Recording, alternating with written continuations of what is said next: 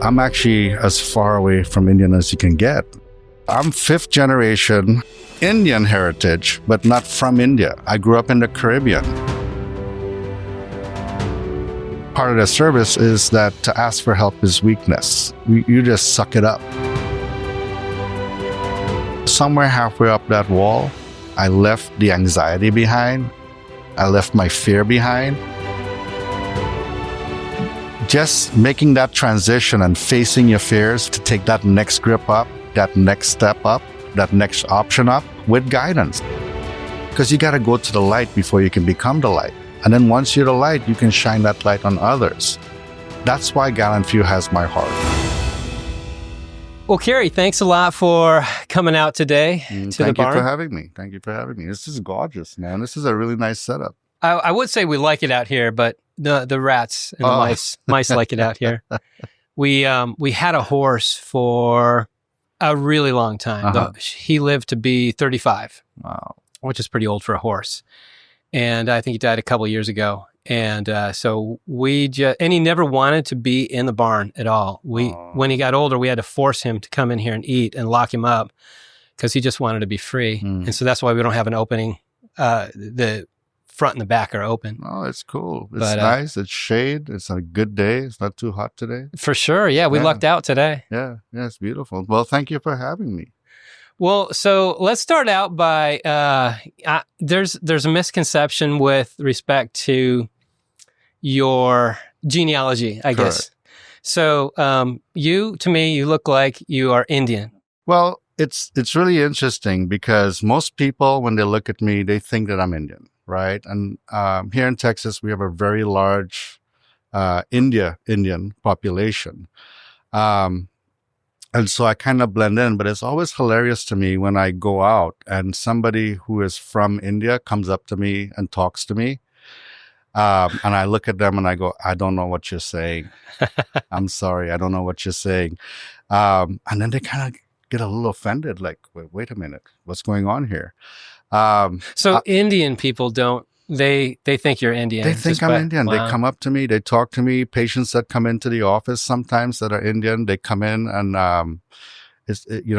they're very comfortable with me, obviously. Sure.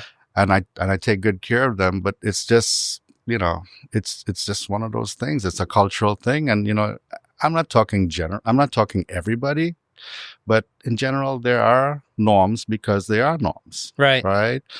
I'm actually as far away from Indian as you can get. So let's get into that. Where are you from? So I'm fifth generation Indian heritage, but not from India. I grew up in the Caribbean. And what happened was after slavery was abolished, the Brits, they needed workers and they weren't going to pay their former slaves. And so what they did was, they concocted this little scheme of being able, we've got all these people in India here. Let's, get them to be our indentured servants. And they put us all over the world. Fiji, Vijay Singh, he's Indian, not India. Britain, a lot of them served in England. The Caribbean, Guyana, Trinidad, this is where I'm from, Jamaica, Belize. There's Indian people all over the world. Not all of them, have that Indian cultural heritage. So when I go to certain events, I like to blend in. And so I've got a couple outfits that I've picked up. And it's like playing dress up almost. It's interesting because when you look at me, you're not going to be thinking Bob Marley. Right. You're not going to be thinking Nicki Minaj. And it always gives my kids, they always crack up when they hear me talking in my native tongue, like if I'm talking to family members or something. Really? It's just hilarious because they'll just stop and look and crack up because we talk like this, it's a little bit of Creole accent, patois, and we speak a little bit in codes and thing, man, Nice. So, but they wouldn't expect that from me. So that was something that's been interesting in my journey, coming to the Caribbean, from the Caribbean to America. And, it's just, America really is the land of the free, and it's a beautiful country. And absolutely, yeah, I'm glad we've served. Yeah. So, and actually, let's talk about that. So, people call you Doc all the time. It says it right on your shirt. You were, I'm guessing now, you're hospital corpsman in the Navy. Is that right? At the time that I was in the hospital corpsmen, the dental techs, they had branched off, and they now branched back in together again. So before they were one, they branched out, and then they branched back in. So it's all healthcare. What year was that? Is that like early 2000s? So I joined the military in 97. So I signed up in 97, and man, that's a story in itself. But when I joined up to serve, I went to Great Lakes. Oh yeah, I've been there. In January. In January of 98. And so it was not a smart time to go through boot camp. It was interesting. That's funny that you say that, because I went to boot camp in 86 in Orlando. And it was hot, but it was a whole lot nicer than freezing Great Lakes. Yeah. But then I went to FCA school, fire control technician, A school in Great Lakes, and I was there for about a year. But the hospital side and the electronic side, there was a lot of, we would get in fights with the hospital corpsmen and the dental techs all the time, just because they're more different. And, it was a good time. Yeah, in the military, there's a lot of little cliques. Sure. But you know what? We all have one purpose, one mission. So when I moved from the Caribbean, the Caribbean is beautiful. It's beautiful. But there wasn't that much opportunity. And I had an opportunity to come to America. My mom had remarried and was living in New York. And I moved to New York to be with her because I hadn't seen my mom. My dad and mom split up when I was 11, and I hadn't seen her in so many years. And so when I was in New York, I was working at Wendy's at LaGuardia Airport. Wow. Right. And that's a tough job. You're on your feet all day. I'm on the grill. No real education, so to speak. But I've been educated. I went to school, but in a different system. So I didn't even have a high school diploma. To this day, I still didn't graduate from high school.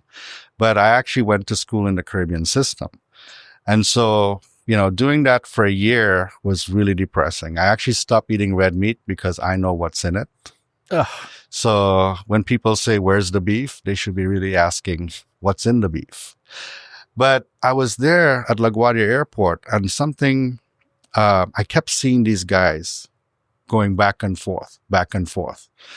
And I would see them almost every day, every other day. There wasn't a period of time that I didn't see them.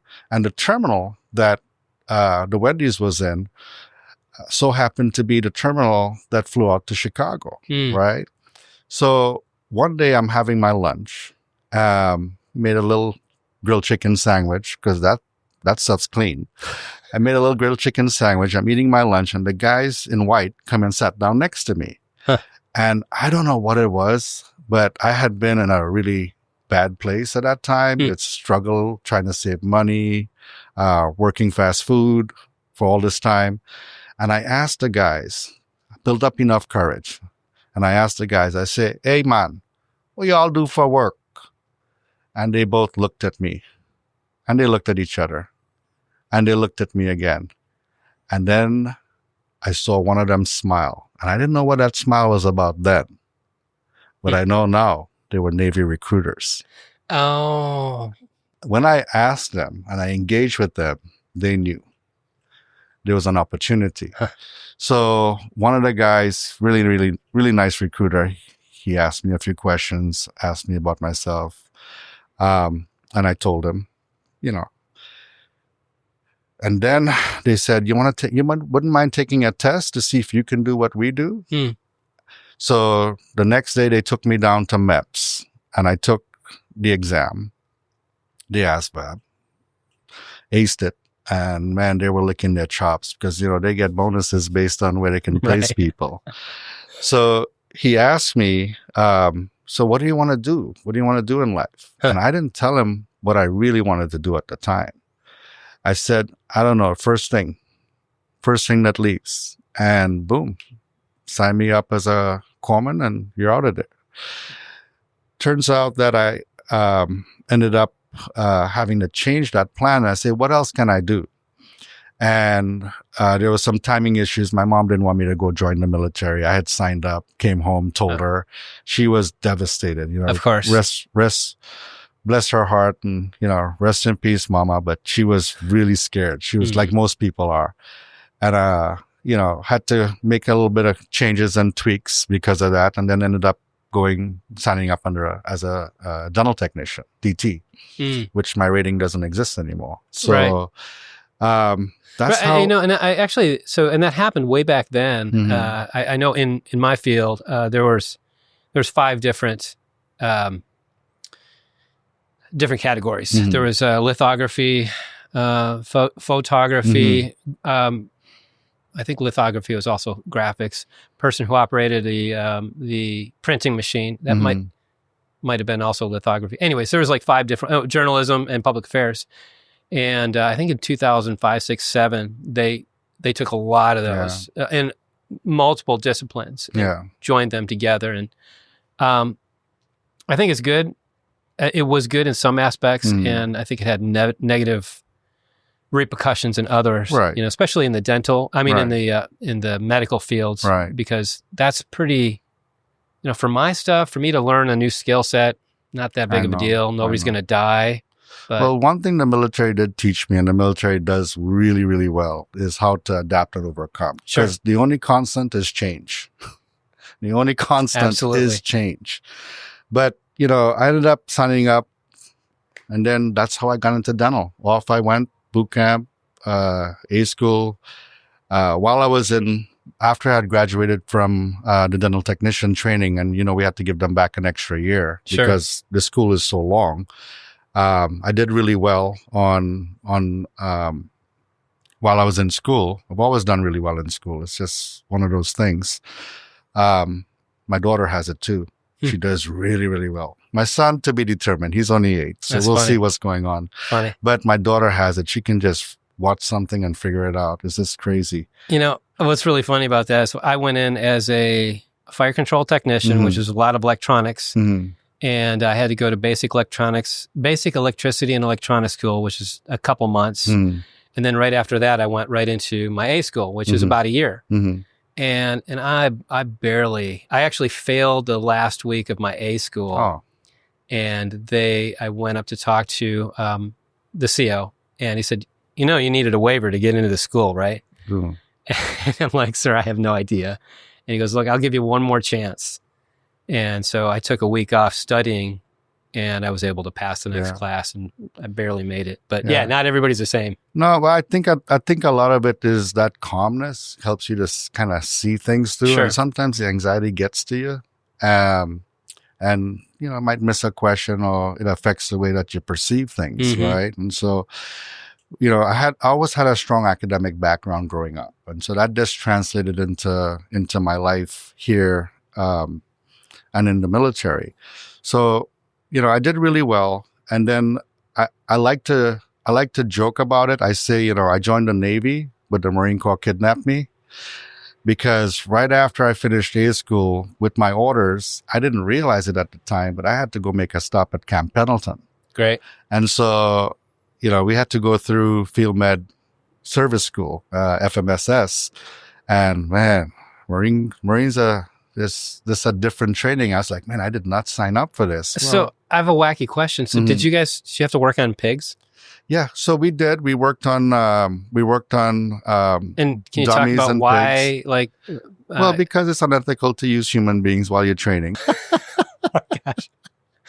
So, I'd heard that, the skin on a pig was pretty close to human. Pig anatomy, even today, right? I took a course last year where we were using pig jaws, and it's a little tougher than human jaws. And we're doing certain procedures on it, but it helps you get a little bit more familiar with the bone, because the anatomy is very similar to human beings.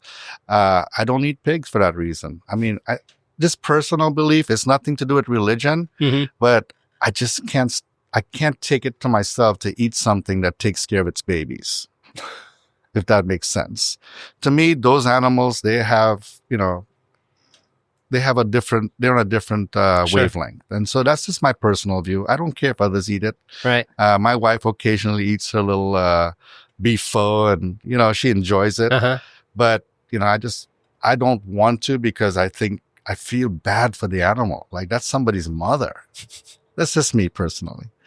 So, but fish are okay because they're done. Okay, so how long were you? What was your total time?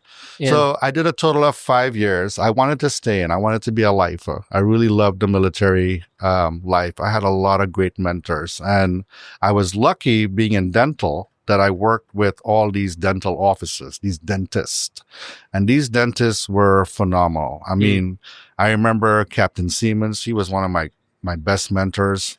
I wanted to be just like him.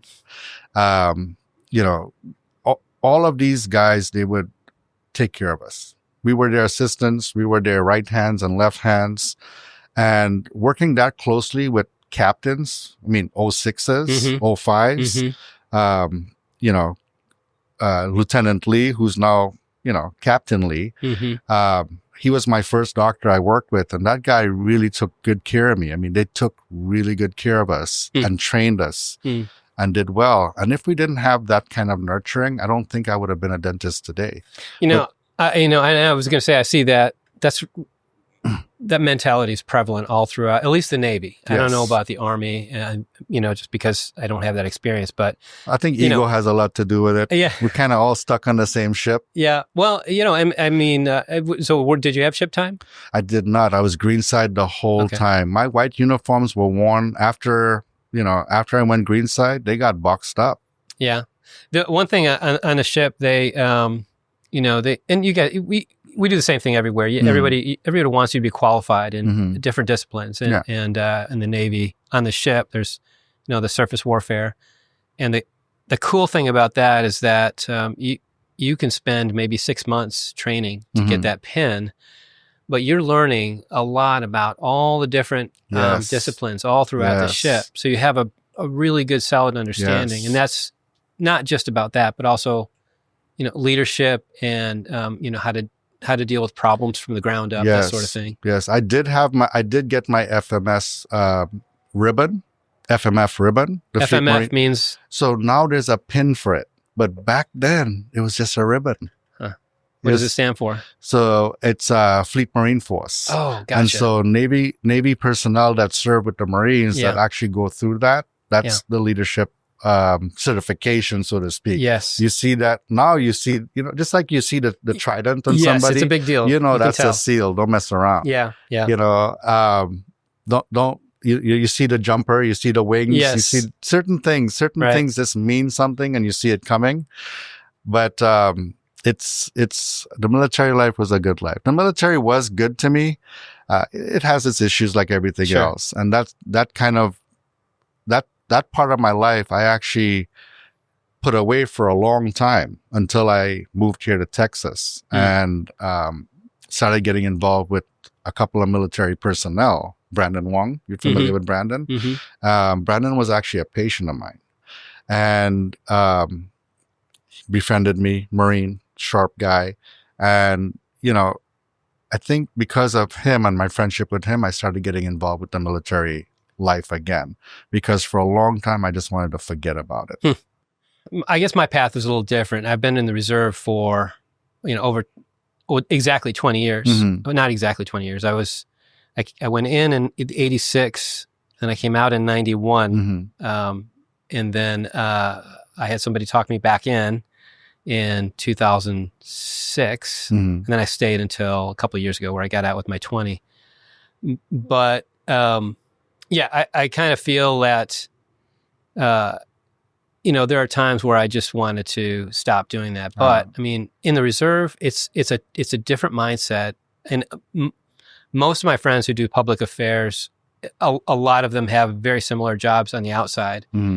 And so the Navy is like, it's just a part of their life, continuous. Right. And from that aspect, I think it's pretty cool. Obviously, there's just like everything else, there's issues that problems you have to solve. Yeah.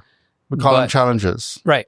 Challenges, right. So yeah. And these challenges, they make us stronger, because one of my favorite sayings is that, steel is forged from fire. I got to harden that steel. For sure. So I try to keep that positive light, to try to focus on what is the good, because there's good and bad with everything. There's two sides to every coin. Right. But, the power of choice is something that we get to choose how we look at things.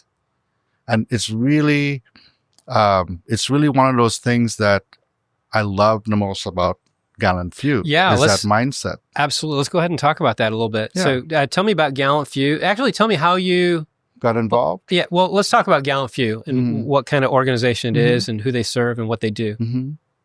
So, GallantFew is a nonprofit. Carl Munger started to really help with the Rangers transitioning out of active duty and into.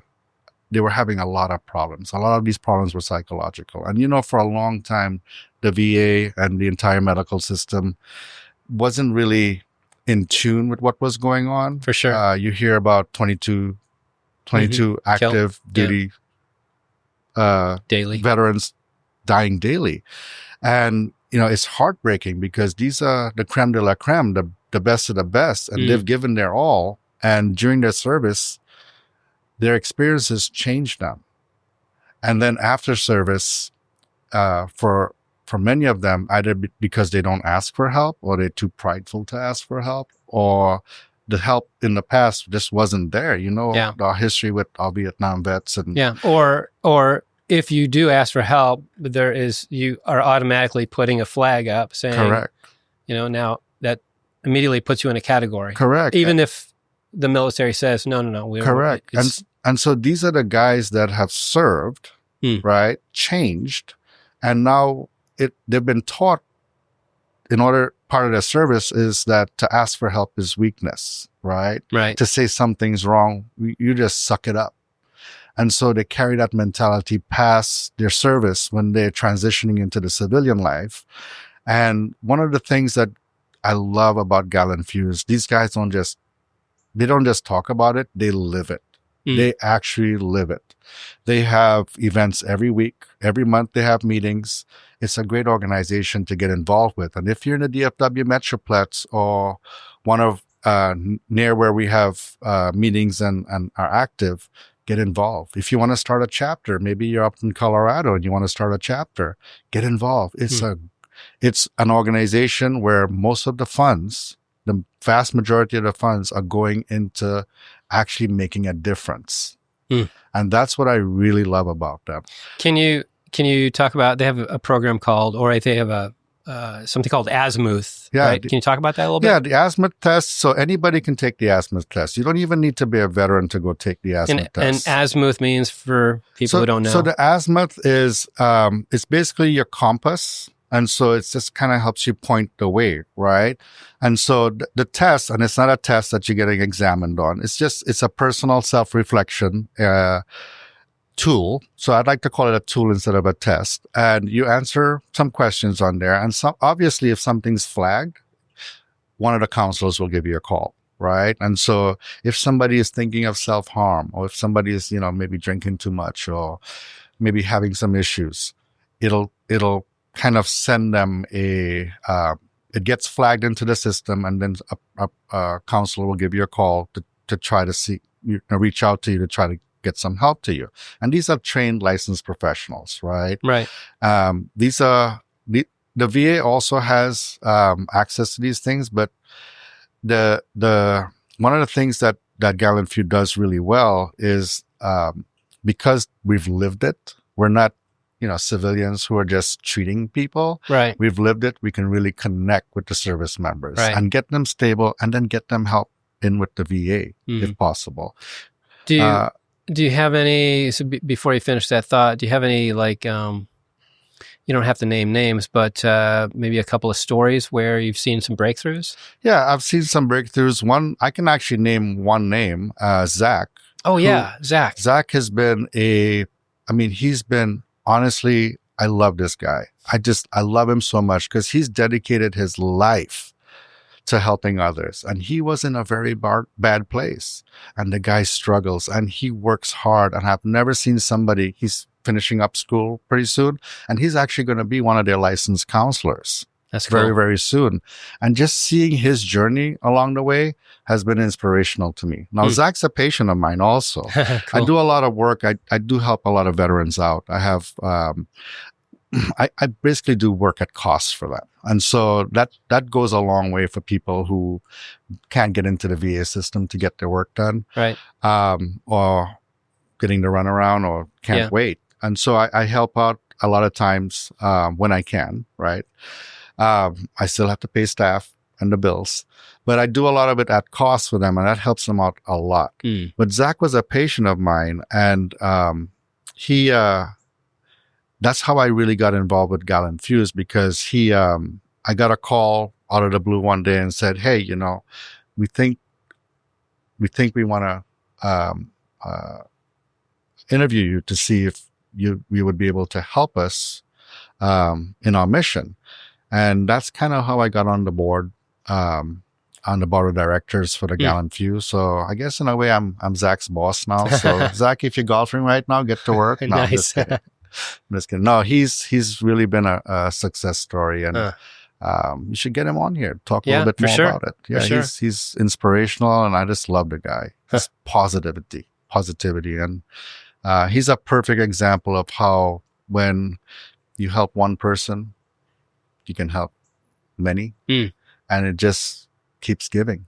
Now, I know they have something going on in Grapevine weekly. Is it rock climbing? Yeah, so they do rock climbing. I went out to a couple of events. My daughter loves it. She keeps begging me to go back out again. My wife won't do it, even though she should. But one of the things, when I first did the rock climbing, I was terrified. Why am I climbing up this? But, you know, somewhere halfway up that wall, I left the world behind. I left the anxiety behind. I left my fear behind. Cool. And just making that transition and facing your fears, facing your anxiety to take that next step up, that next grip up, that next option up, with guidance. Because Zach was the one that's on the rope. You know, he was making sure that I don't fall. And it's safe. It really is safe. They do those 3 times a week. And so I remember being on the wall the first time, and I was terrified. I really was terrified, but I faced my anxiety. And, you know, being a dentist, I have a lot of patients that come to me with dental phobia, with anxiety. Right. And, you know, when you experience anxiety and you can have empathy and see it in others, it helps you be able to deal with that also. Right. But me overcoming my anxiety, my fear to take that next step, something clicked. Something just clicked in my mind, and then I took the next step and the next step. And when I came down and the adrenaline rush was gone and I started breathing, I had to go outside for a second. I had to step out, you know, because it was overwhelming. And I came back inside, I drank some water, and I said, dang it, I'm going to go do it again. And the second time I did it, it was so easy. There was no fear. There was no anxiety. I was actually focused on climbing.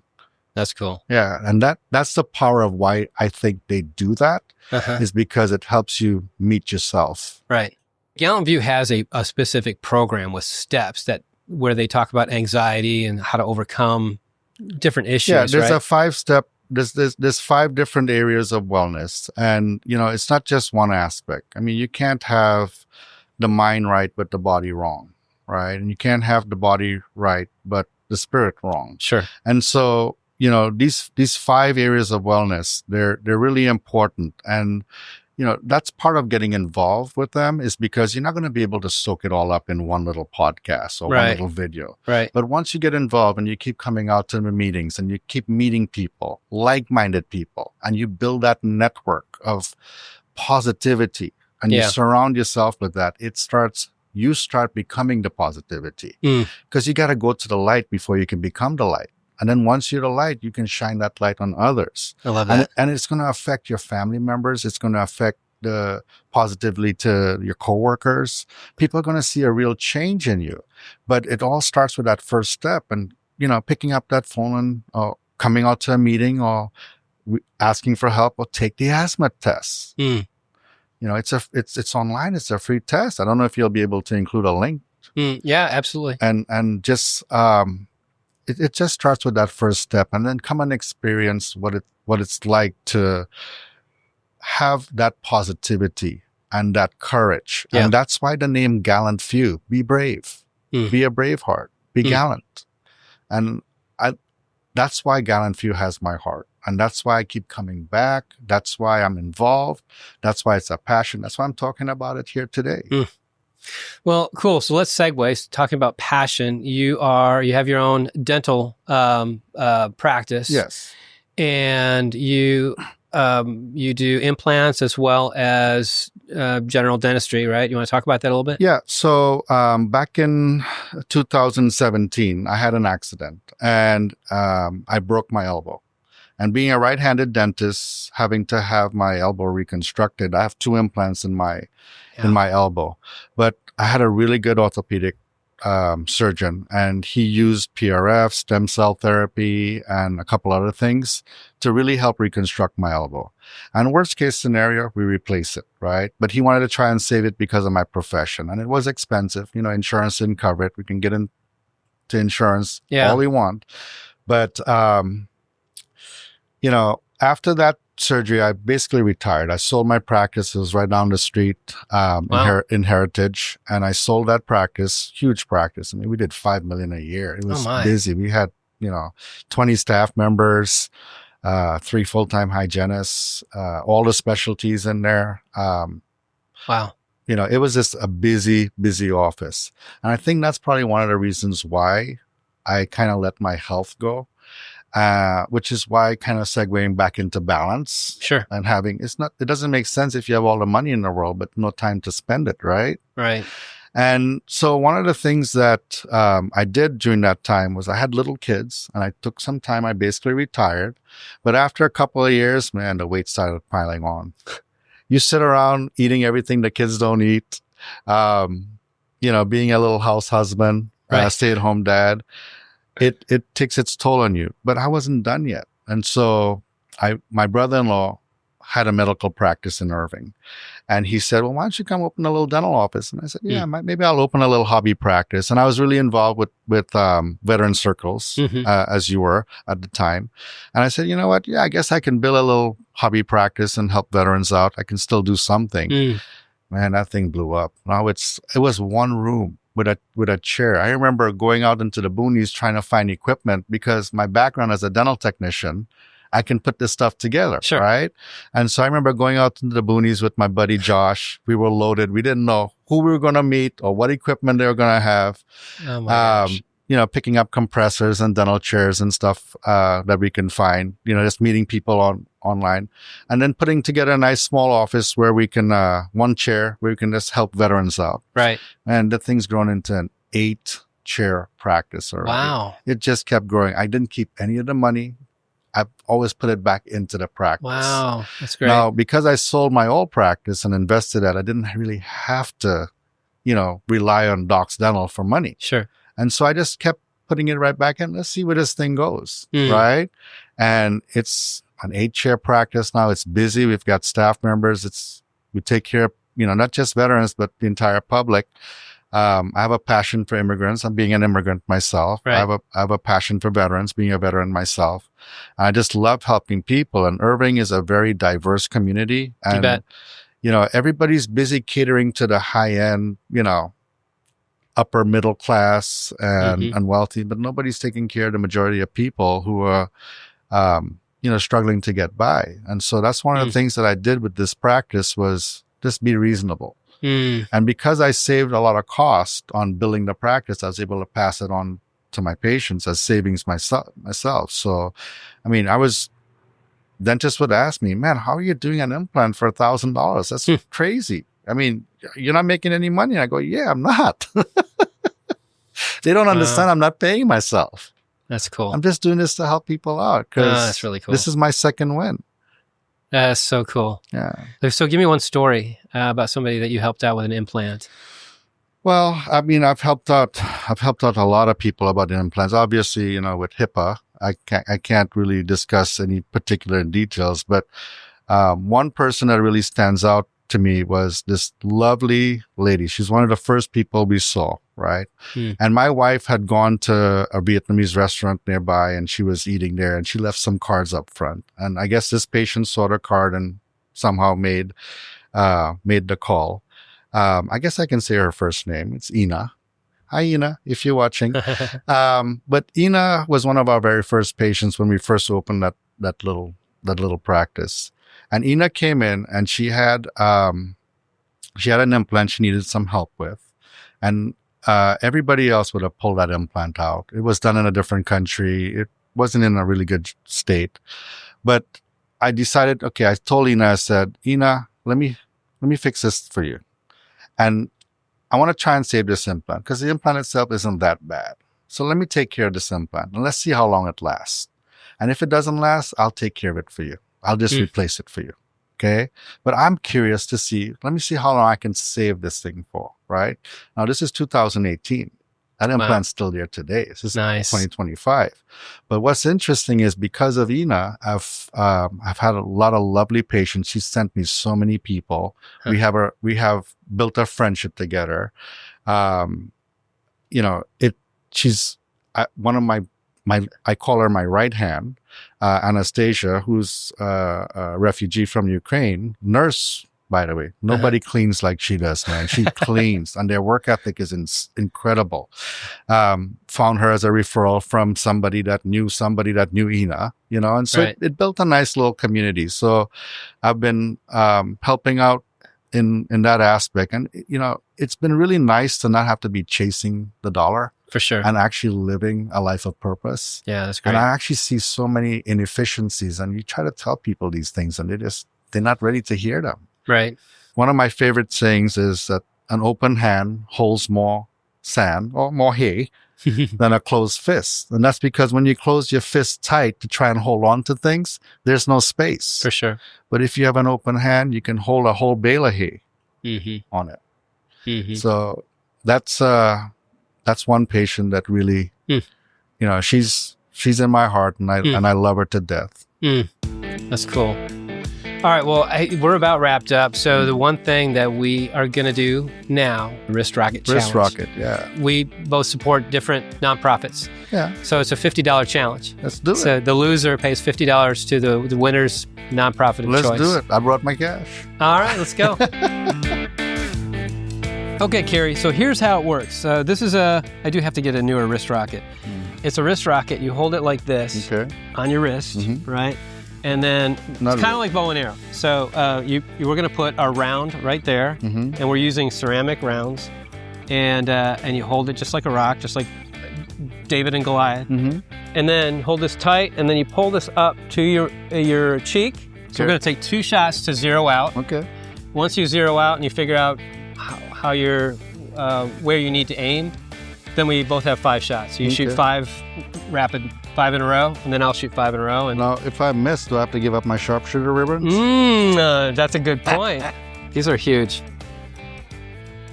So these are ceramic, 1/2-inch ceramic. So I'm gonna give you 2. So if I miss, I gotta go find it, right? Right. That's why we're wearing the glasses, just in case these things shatter. Grab it like that, and top and bottom. Like there's a technique to it.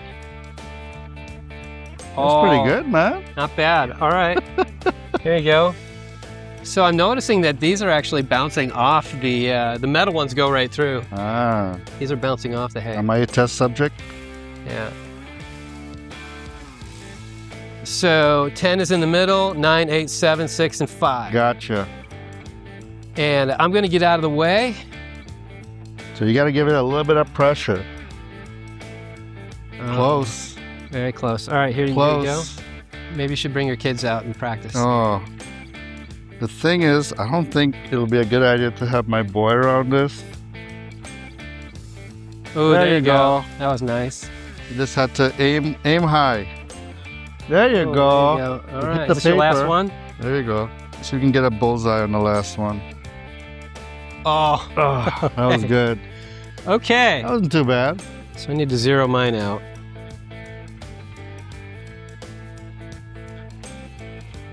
2 for 0. You know, maybe it helps that I have shorter arms. Maybe. You have shorter arms and home field advantage. Yeah, that's right. I do have home field advantage. Oh man, you put a lot of tension on there. Oh, that was lame. That was okay. All right. So now this is for the money. I'm up right now. All I need to do is hit 10 and then I win. Oh my gosh. I'm still up. 2 more. All right. So, this is it. This is it. This is it's it. Down to the last one. Yeah. Looks like you're the winner. Awesome. All right. I'll have Zach come by and pick up the check. Yeah. GallantFew.